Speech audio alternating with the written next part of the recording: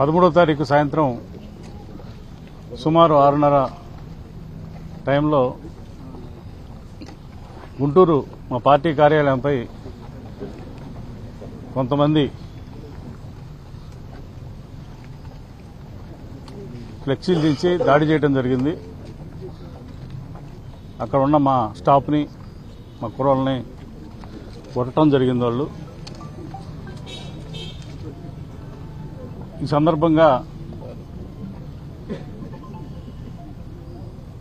దాన్ని case file చేయమని 307 case పెట్టమని ఎస్పీ గారిని, గుంటూరు ఎస్పీ గారిని కలవడం జరిగింది. అలాగే మా ఆఫీస్ మీదకి వచ్చి మా కుర్రోళ్ళని కొడితే కేసు మా కుర్రోళ్ళ మీద కేసు పెట్టడం జరిగింది. దాన్ని కూడా ఎస్పీ గారి దృష్టికి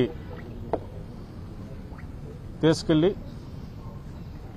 మరి ఆయనకి వినతిపత్రం ఇవ్వడం జరిగింది.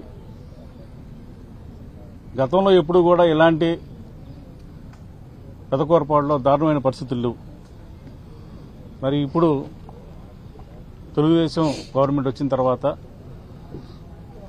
మరి కొన్ని నియోజకవర్గాల్లో అయితే ఎవరి పనులు చేసుకుంటున్నారు. మరి పెదకూరపాడులో అయితే ఇదే పనిగా గొడవలు సృష్టించటం,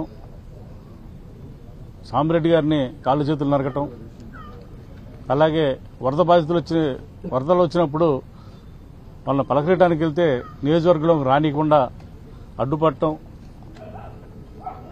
గ్రామాల్లో నాయకుల్ని బెదిరించటం, ఇదే పనిగా పెట్టుకొని ఈరోజు గుంటూరు పార్టీ ఆఫీసుకు కూడా మరి జనాలు రావటం, మరి ఎక్కడా కూడా మరి ఏం చేస్తున్నారో తెలియని పరిస్థితి ఈ పెదకూరపాడు నియోజకవర్గంలో. మరి గతంలో ఎప్పుడు కూడా శ్రీధర్ కూడా అక్కడ 10 సంవత్సరాలు ఎమ్మెల్యేగా చేశాడు, కన్నా లక్ష్మణ్ 20 సంవత్సరాలు చేశాడు. ఇలాంటి సిచ్యువేషన్లో నేను కూడా 5 సంవత్సరాలు చేశాను. మరి ఎక్కడా కూడా గొడవలు లేవు, ఎవరికి పని వాళ్ళు చేసుకునేవాళ్ళు. కానీ ఇప్పుడు ప్రభుత్వం వచ్చిన తర్వాత పెదకూరపాడు అనేది దారుణమైన పరిస్థితులు ఎదుర్కొంటుంది. ఇది ఇట్లాగే ఉంటే మా కుర్రోళ్ళు కూడా, మా కార్యకర్తలు కూడా ఎదురు తిరిగి చేసే పని త్వరలో ఉంటుంది. ఇలాంటి ఎన్నో రోజులు నిలబడదు. మీరేదో అనుకుంటున్నారు, దాన్ని మేము కూడా తిప్పికొడతాం. మీరేదో అనుకుంటున్నారేమో. ఈ నియోజకవర్గంలోకి మేము ఏదైనా చేసుకోవచ్చు. ఇక్కడ ప్రతిపక్షం లేకపోతే మా దోపిడీకి అదుపు ఉండదు అనుకుంటున్నారేమో.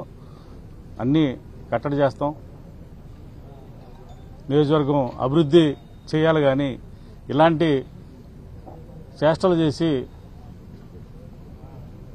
ఆ ఉన్న పదవికి ఇలువ బాగొట్టుకోవద్దని చెప్పి నేను మరొకసారి మీ ద్వారా నేను తెలియజేస్తున్నాను.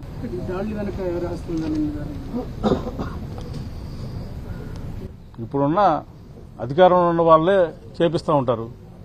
అధికారం ఉందా, ఎవరికి ఉంది, వాళ్ళే చేపిస్తారు. క్లియర్గా తెలియట్లేదా? కాళ్ళు చేతులు నరికింది ఎవరు, దాడులు చేపిస్తున్నవారు తెలియదా మీకు? వాళ్ళు ఏం పనులంటే ఒకసారి ఆగిపోవాలి నియోజకవర్గంలో. ఆ మాత్రం తెలియదా? ఎవరు చేపించేది?